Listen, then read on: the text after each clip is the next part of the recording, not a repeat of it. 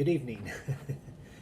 I'm sorry I'm laughing because this is like take 4, I believe, for the evening on this one topic because I can't seem to articulate it as well as I would like to. So we're going to try again. So, as I've said in all the other videos, I've got a different camera angle because I'm trying to get this guy out of the shot. So, remember that this, well, that does not exist. This is not in the picture. Sorry, I wish I had a better place to film, but I don't possess the awesome, expensive film equipment to do so, so I'm just using my iPad right now. So live with it. I wanted to talk this evening about annoyances. And I picked the subject of annoyances because I'm finding that things are annoying me that didn't used to. I talked to a few friends last few days that have over a year or more of sobriety and asked them if what I'm feeling is normal, and all of them shared with me that yes, it is very normal. And just give you a little brief snapshot of what I'm feeling is the abuse of cell phones. When I grew up and was younger, and even in my teenage, and good grief, I guess, all the way up until my mid to late 20s, it wasn't an issue. People started getting cell phones, I guess, my early 20s, and they were expensive. I think that's when I bought my first one, and it was like, I want to say it was like $150 a month or almost $200 a month, and it came with 45 free minutes. That was the best deal. However, now we all have smartphones that beep, buzz, rattle, make noise, and about everything. So they're very distracting to begin with. But what's really bothering me is not that. It is people that do not know how to be respectful to others. Say, for instance, if they're in a conversation and their phone makes a noise, it's almost as if they disengage from that physical conversation, from that, with a physical human being that's standing right in front of them, and they will engage, I guess what I call their dumb phone. And they'll just sit there and they'll pay attention to that stupid gadget, about God knows what it is, instead of continuing on talking to a live human being right in front of them and giving that live human being the courtesy, respect, and time. I know things are changing. I've read some articles online this evening, some research that's been done, over the last few years. But something that stuck out to me was in the year 2017, this year, they are saying that 93% of all cell phone users have smartphones. So that's a lot. I think technology has advanced so quick, so fast, that people do not know how to be courteous with it, respectful with it, or anything. And this conversation is more of how to approach people when they're doing something that annoys you, say for instance like this. Before you confront anyone, however, this is what was told to me. Ask yourself, let's see, this issue that's annoying me right now that so-and-so is doing, will this matter in a year? Will this still be an issue? Will this issue get bigger within a year or after a year? If the answer is no, which from what I'm told is a great deal percentage-wise of times, then just don't worry about it. Let it go. Brush it off your shoulder, let it go. For the slim chance that it will matter within a year or after a year, you're going to have to engage. And engaging someone can go very good or it can go very bad. And all I'm doing is sharing with you some tools that I know of using. It does not guarantee anything, but it's little tidbits that I picked up on from psychologists and doctors and stuff, that because psychology is I've always been fascinated with psychology. So whenever I find out that someone is a psychologist or a psychiatrist, I enjoy picking their brain. One of my really good friends' wife is a psychologist, and she is very well versed. She deals primarily with a lot of us veterans with PTSD, so that in itself is awesome, and I commend her greatly for that.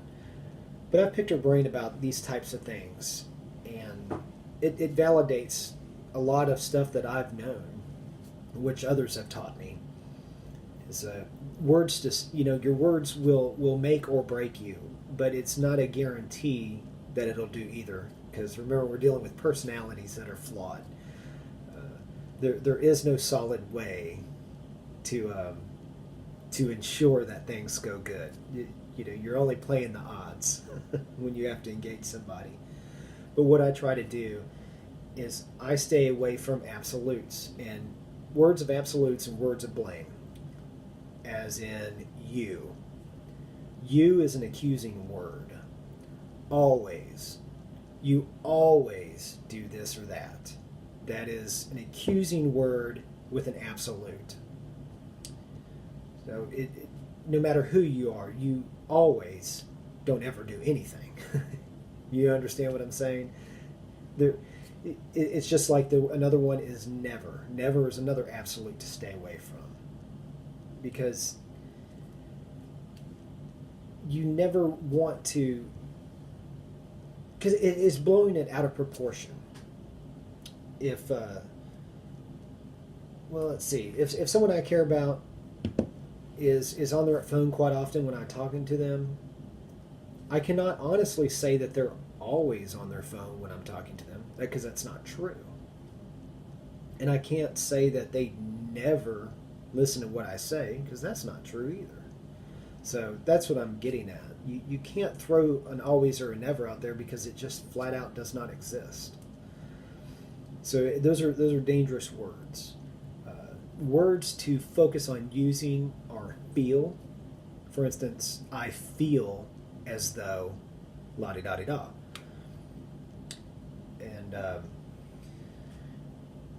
or I have felt is another one, past tense. It felt as if. And these are words that are gentle. It's not pointing as an accusing thing. It's just more of a this is how it comes across from me. This is how it comes to me. This is you I imagine you understand what I'm saying.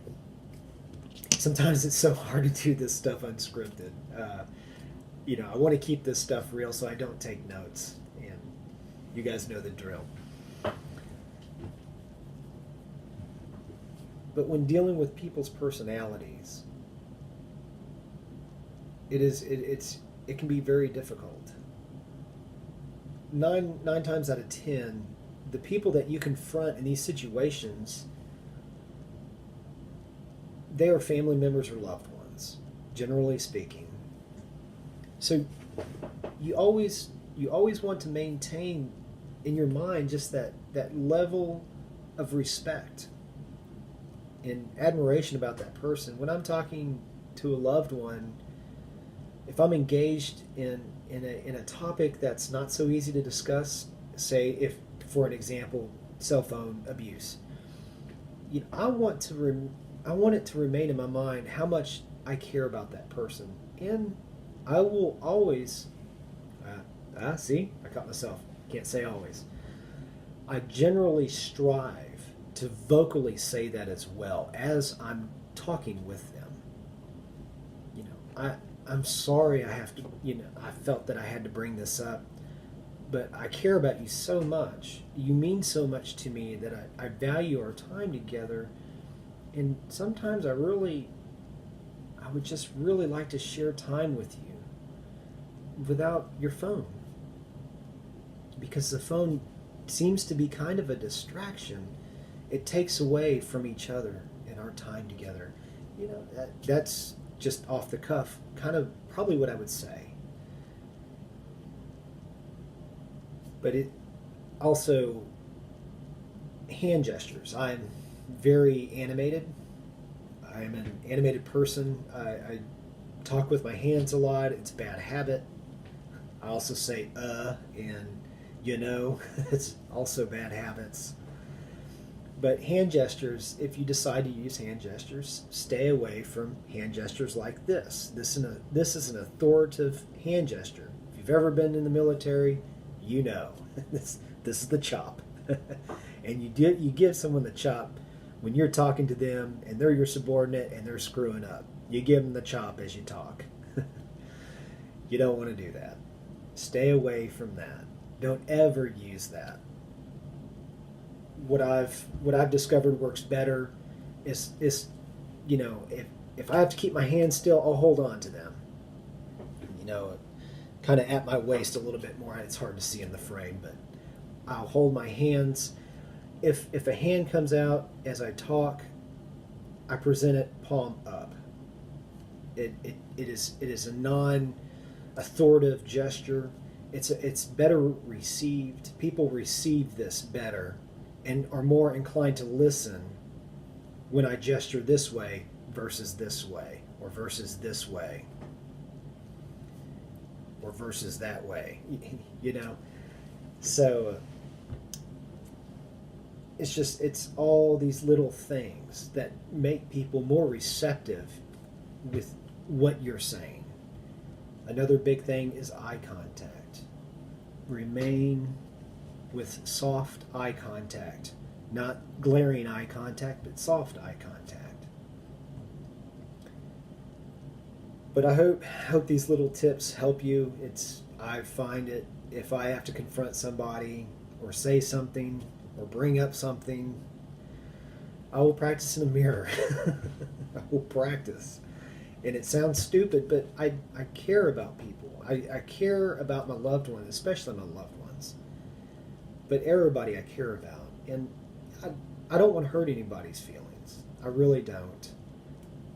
I've done enough of that in my past. I don't care to do any more of it unless I absolutely have to. And another discussion for another time. I don't want to. So, if you find any of these helpful, share them with somebody else. Tell somebody else. Engage in conversation with somebody else. And try these out. Try these little tidbits out for yourself. I do, and I find it quite comical that people are very receptive to these things. It's pretty neat. It's a lot of fun. But remember that we're all flawed. Nobody's perfect, and just go out and be a blessing, guys. Stay strong with your sobriety. And God bless. Talk to you later.